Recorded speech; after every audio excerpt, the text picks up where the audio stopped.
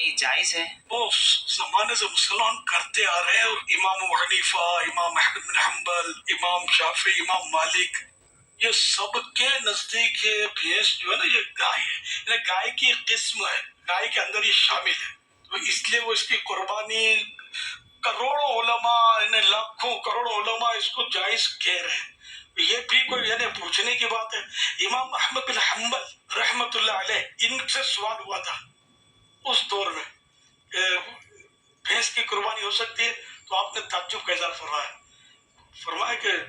میں نے حد تک نہیں سنا کہ کسی عالم نے سے اختلاف کیا ہو،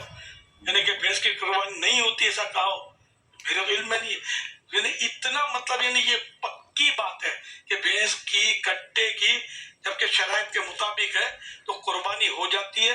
اور اس میں 7 حصے ہوں گے جس طرح گائے میں اونٹ میں ہوتے ہیں، تو کوئی ایسا پرابلم نہیں ہے۔ مزید تفصیلات آپ اس کو دلائل کے ساتھ دیکھنا چاہیں نا، تو یہ جو میرا کلپ ہے اس کے بعد لنک دیا ہوا ہے، اس لنک کو آپ دیکھ لیں گے تو پورے دلائل انشاءاللہ آپ کو آ جائیں گے۔ دارالفتہ اہل سنت کا فتویٰ آپ پڑھ لیجیے، اور بالکل کنفیوژن نہیں ہے اس میں نے خود الحمدللہ